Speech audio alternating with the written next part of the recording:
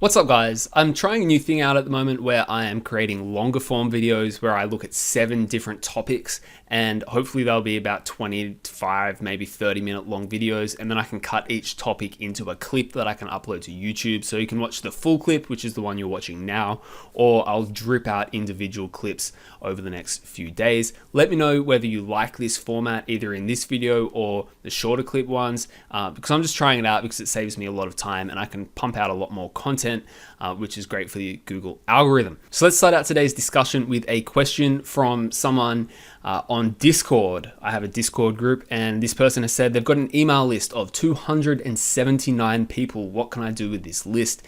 That kind of stimulated a pretty interesting discussion amongst the Discord group. You can join my Discord group by going to nichesafari.com and signing up to my email list. So this started an interesting discussion about what you would do with an email list that's this small. A lot of people said, look, it's too small. Like, why would you bother with an email list of that size? In my opinion, an email list of 279 people is a great start. And the thing that you need to do now is you need to make sure you keep those 279 people on your email list engaged while you build the list higher.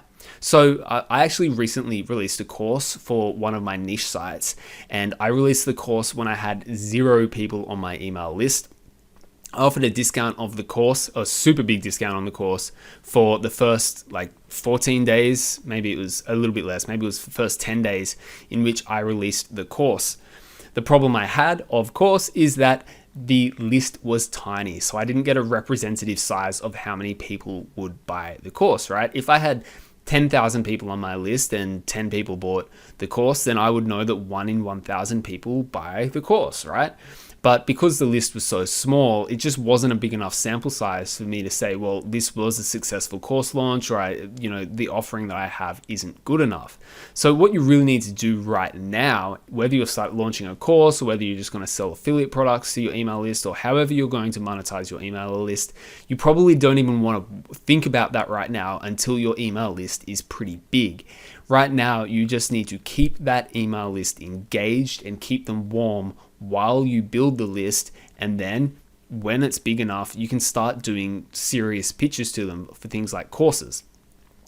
Growing a big list is also great because you can sell banner ads on your emails, right? And you can sell a banner ad for like $400 for each email blast you send out, and you make $400 per every time you want to send an email. It's $400 in your pocket. It's a great way to generate additional income. So what I would do if you're in an evergreen niche is I would sit down for I do this.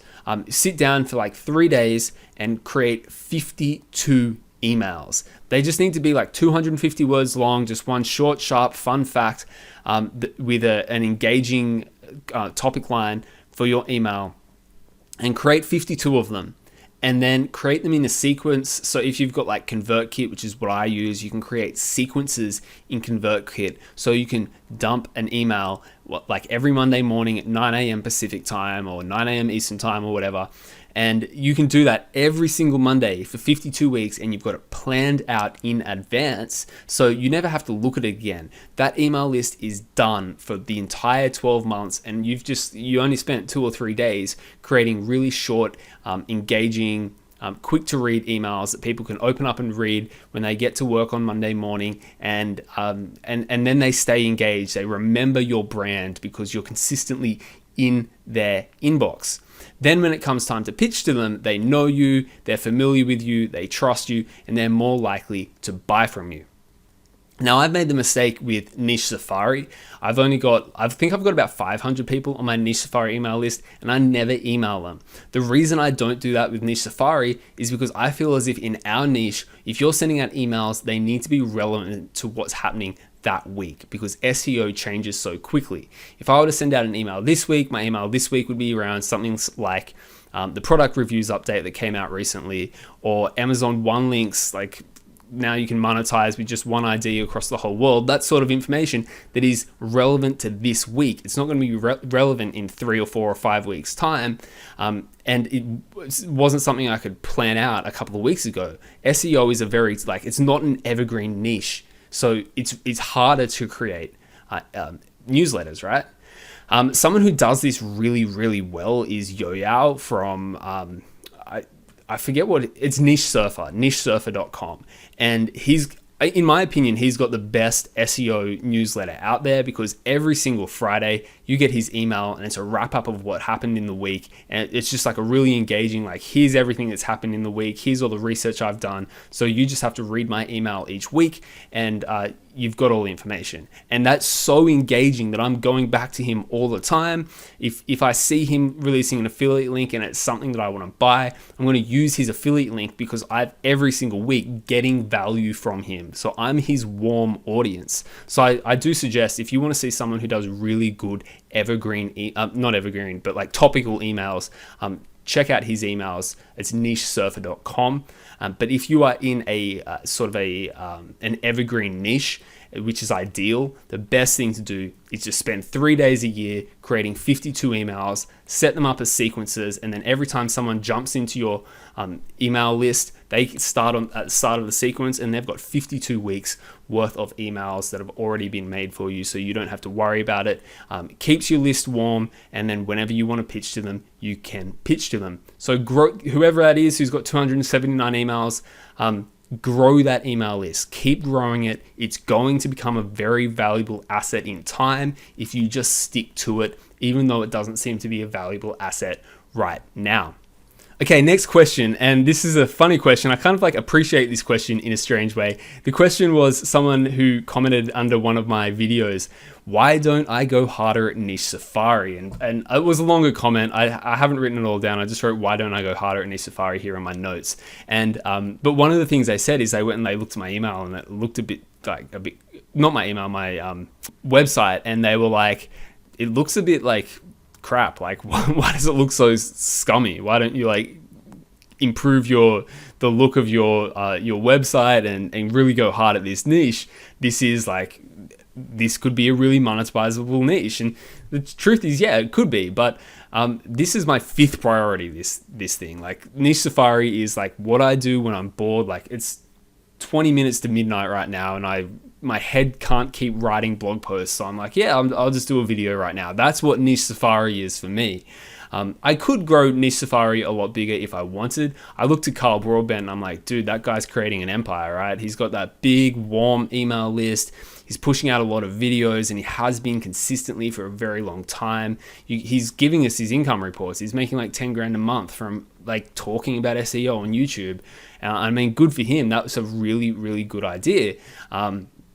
But for me, Niche Safari isn't like where I want to go, because I do want to create $100,000 a month from my niche websites. That is my main goal, and that's what I'm going to keep going at, because at the end of the day, like, it's more evergreen, right? I can create blog posts for my websites, and they can keep making me money. Like, theoretically, they could be making me money still 15 years from now. Whereas Niche Safari, it's not an evergreen niche. I would have to keep grinding over and over and over again to work on this. I also think that in SEO or creating blogs, you guys are tough. You guys are a lot tougher on me. If I like want to be an affiliate for something, you can see through BS, and it's hard for me to find affiliate offers that I can really get behind and be like, no, I really genuinely believe in this affiliate offer. So if there was an affiliate offer, in fact, there is one that's kind of in my mind at the moment. If there was an affiliate offer that I was like, I can 100% stand by this, I'd probably go pretty hard at it.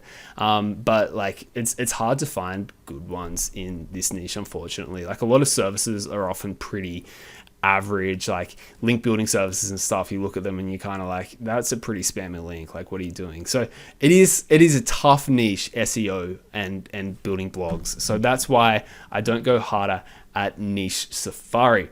Next question is, what tools do you use for finding keywords? Oh my God, this is like the world's most common question, right? I get this question in like every single one of comments underneath my videos. It's like, what tools do you use for finding keyword research? Can you suggest a free course? And what do you think of Jarvis? They're like the 3 most common questions. So let's answer this question. What tools do you use for finding keywords? 2 things I do, 3 tools. First tool I use is Keyword Sheeter, and I use Keyword Sheeter. I just type in like how do, what do, when do, where do, beginnings of questions, and then I get it to spit out a bunch of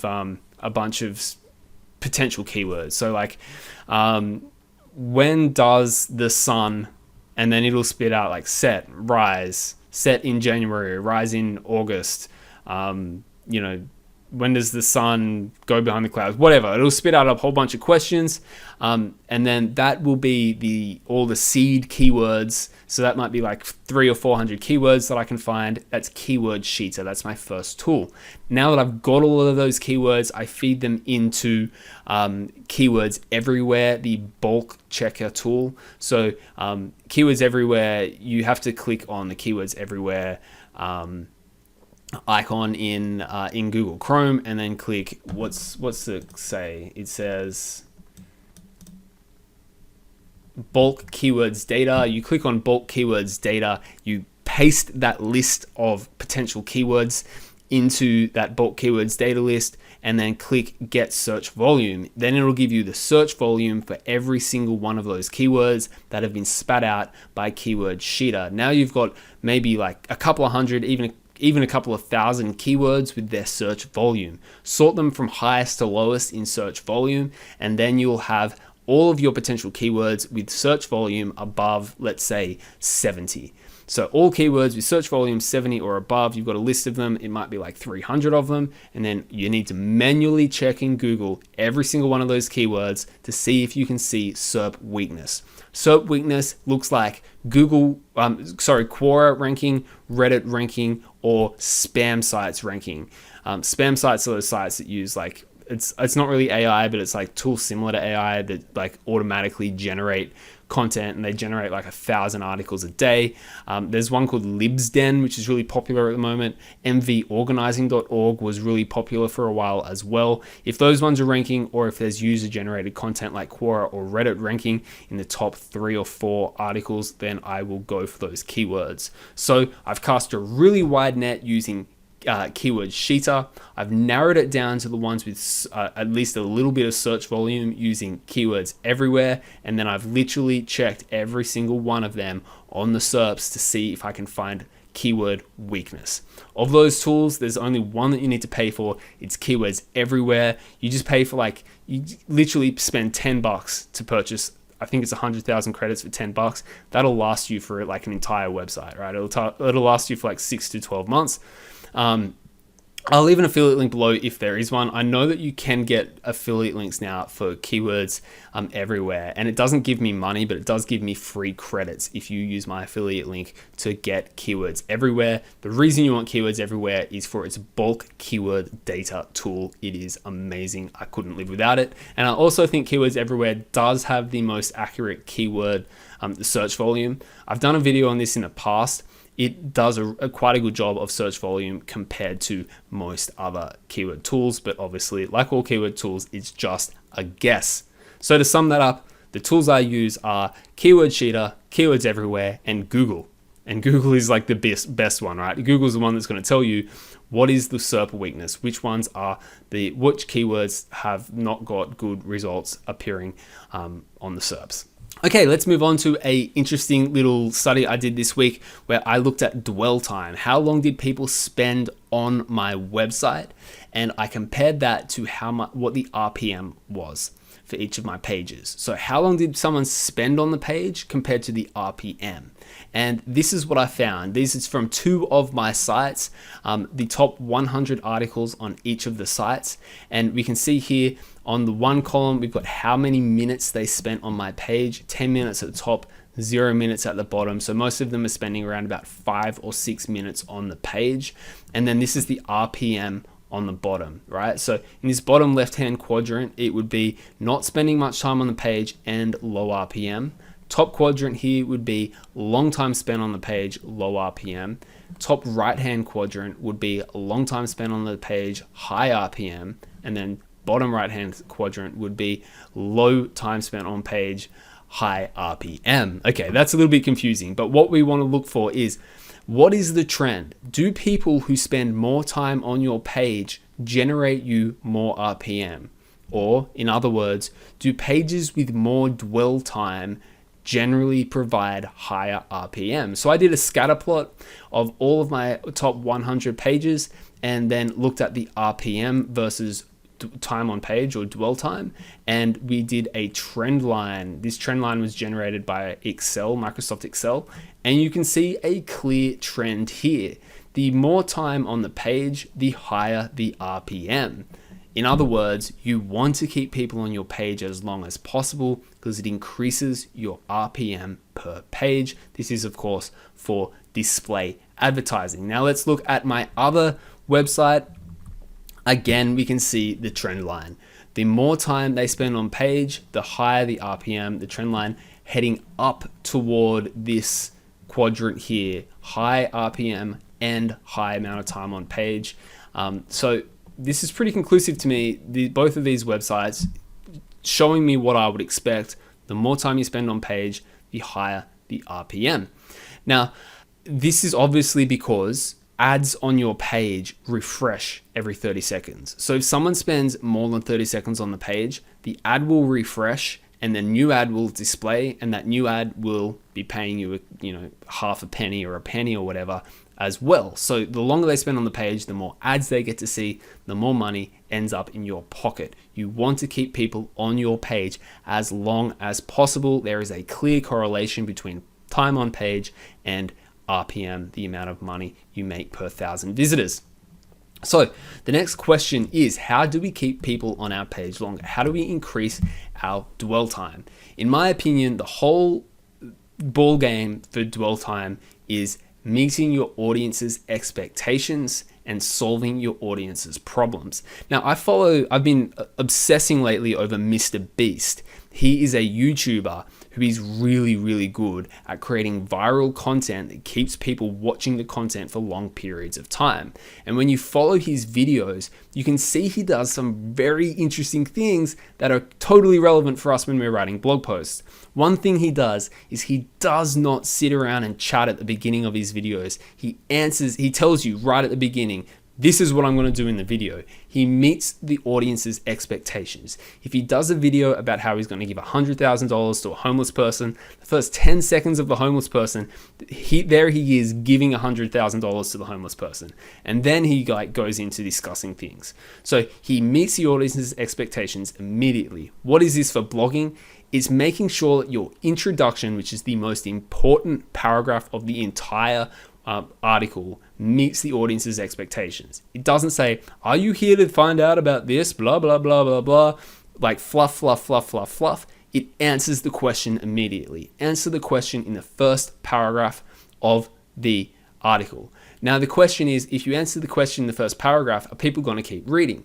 Well, they will keep reading if you do it correctly. But if you don't answer the question, they're going to bounce, right? People don't want to read through a whole bunch of nonsense to find out the answer to their questions. They want to read the answer straight away, or else they will bounce. So give them the answer. Once you've given them the answer to their question, continue to solve their problem. The rest of the blog post should be continuing to solve their problem. I'll give you an example of something that's really that I see done really poorly all the time. Imagine you were writing this article, can a dog jump a 6-foot fence? It's got volume of 40, which is not great, but it's just for an example. A lot of writers create FAQ questions. They answer the question, no, a dog can't jump a 6-foot fence, or like, yes, a Labrador can, but a poodle can't, or whatever the answer to the question is. They answer it within the first 200 words, but I've said I need you to write 1,000 words because I need it to be in depth. The next 600 words, they're like, well, I'll create a Q&A section. And then Q&A is like, can a dog, and they'll take it straight from like Google, just like I am here. They'll be like, can a dog jump a 5-foot fence? Can a dog jump a 4-foot fence? How high can a dog jump without getting hurt? These are Q&A questions that are related to the question, but they're not compelling. They're not, as I said in the previous slide, solving the audience's problem. Once you've answered the question, no, a dog cannot jump a 6-foot, or yes, a dog can jump a 6-foot fence. What do you think the audience wants next? They want the problem solved. Yes, a dog can jump a 6-foot fence, so this is what you should do about it. So of all of these questions here, all of these Q&As, a lot of them are like, they're going to get people to bounce. The dwell time's not very good. How high can small dogs jump? Can a dog jump a 4 foot? Can a dog jump a 5 foot? They're boring questions that are not going to compel the reader to keep reading. What is going to compel the reader to keep reading is the thing that gets them, solves their problem. Yes, a dog can jump a 6-foot fence. This is how to make sure it doesn't. Here are the dog-proof fencing ideas. So this one up here, this top right-hand corner one, is the winner. That's the question I would answer next. Yes, a dog can jump a 6-foot fence. Here are 7 ideas on things that you can do today for free, make it even better for them, to dog-proof your fence so the dog can't jump the fence.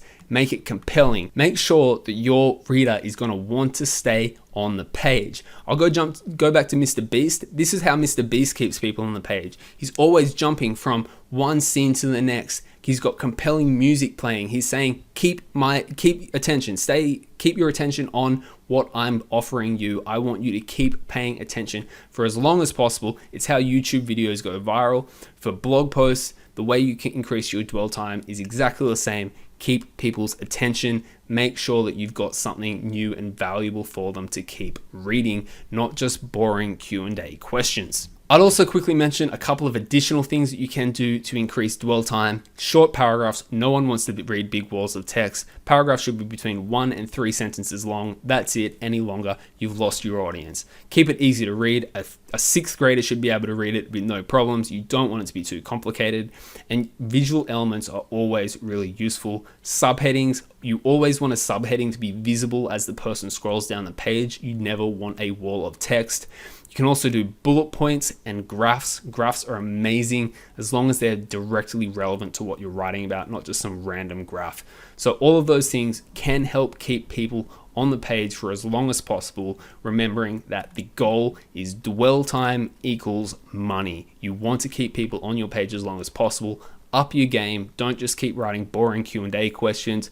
Answer the question and provide genuine help for the person who's reading your blog post. It will keep them on the page. All right, the next thing we're going to cover today is an answer to one of my recent podcasts. I did a podcast recently with Amelia Gardner. It's called The Drawing Board Podcast with Amelia and Chris. You can find it on YouTube as well. It's long form chats. They're usually about 45 minutes long. And we had a chat the other day and we were talking about how I'm trying to minimize the size of my portfolio. And one person commented underneath, having 2 sites has helped me. When I'm feeling burnt out on one, I can spend time on the other. I totally agree with that comment, even though I advocate as much as possible for you to focus as hard as you can on one site, the site that's going to bring you to the moon. I do agree with this person's comment. If you feel burnt out, it's always good to have another project that you can bounce back and forth to keep yourself fresh. I do have 4 websites that I work on, plus Niche Safari, but Niche Safari is sort of an afterthought. So let's say I've got 4 projects that I work on. I give like 90% of my time to one, and then like 8% of my time to another, and then 2% of my time to the last 2, right? Like it is disproportionately, I focus on the thing that's going to make me the most money. Nevertheless, I do agree with this person's point. Having multiple sites does help you. If you burn out on one site, you can bounce across the other one. Another good thing about having multiple sites is it is very educational. You learn a lot of things when you have multiple sites. You learn different things about different niches. You learn things about how your RPM is different when you're focusing on different types of articles. There's a lot that you can learn from starting a new website. But don't get stuck in the perpetual trap of starting a new website every 6 months. The one main point that I would make though is that every single website is a business in and of itself. Most people who start businesses offline start one business, it is their entire life. You start a cafe down the street, you're not going to start 7 cafes unless you're like crazy and you start a franchise. Most people start one cafe, right? And that one cafe gets big and then they might franchise it. But you start one business and that is your entire life until that business is successful. Every single one of your websites is a 40-hour-a-week project. If you start more websites, you need to skim more time out of something. That might be out of hanging out with your friends. That might be you're not going to the pub every Thursday night. Whatever it is, every single new website that you start is going to take you a lot of time, especially at the beginning, because starting a website and getting it ranking is difficult. It is pushing a boulder up a hill.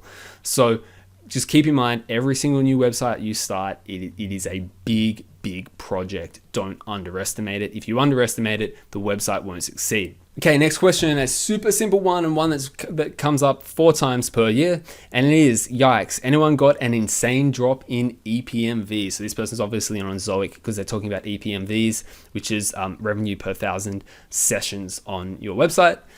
It is down from what was a stable $20 to just $7.20. This person made this comment on August the 2nd. So the reason their EPMV dropped is because it's the beginning of a new quarter. Every single quarter, so that is after the 3rd month of the year, 6th month of the year, 9th month of the year, and the end of the year, RPMs drop off a cliff. And then they slowly climb throughout the quarter, and then they drop off a cliff again, and they slowly climb again. So if your RPM dropped and it's the beginning of a new quarter, so that's like, what is that? April, July, September, I think, and then January. I may have gotten that wrong, but at the start of each quarter, you are going to see your revenue drop off a cliff and then slowly climb again. Similarly, the beginning of the year, so quarter 1 is always going to have the lowest RPM, and quarter 4 is going to have the highest. This is because marketing companies, or the marketing departments within companies, they have budgets that are set quarterly.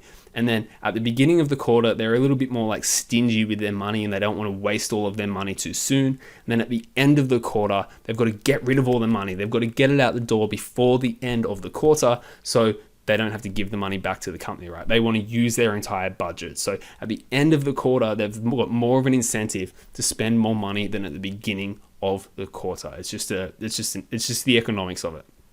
Similarly, quarter 4 is always the quarter when people spend the most money because it's coming up to Christmas time, right? And Christmas is when you spend a ton of money buying gifts for people. So that's why quarter 4 is where the big money is won. So if you saw your revenue drop dramatically, check the date. If the date is the beginning of a new quarter, then that's probably the reason why your revenue dropped off a cliff. It will recover soon.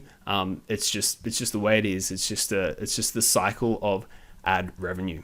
All right, guys, that brings us to the end of this sort of long form style that I've been trying out. Again, do let me know what you think of this style and whether you would prefer me just spitting out the individual videos or the long one. I'm thinking that I'll probably do the long one separately, maybe on a different channel. I'll just start like Niche Safari long form or something, or maybe just like spit it out as a podcast and then have all of these individual smaller ones as YouTube clips. Let me know. I'll be curious if people watch both the clips and the long form, or just the long form and they don't care about the clips. We'll see how it works. I'm just trying something out new out because it saves me a ton of time, because I can record like literally 7 videos in one night, drip them out over the space of 14 days. And it's really useful for me because it saves me a ton of time, but we'll see what you guys think of it, if it's got a good reception or not. So please do leave a comment below about that, and yeah, watch my short clips throughout the week as well, so that I get a lot of views from YouTube. Yeah, thanks guys, and I'll see you next time.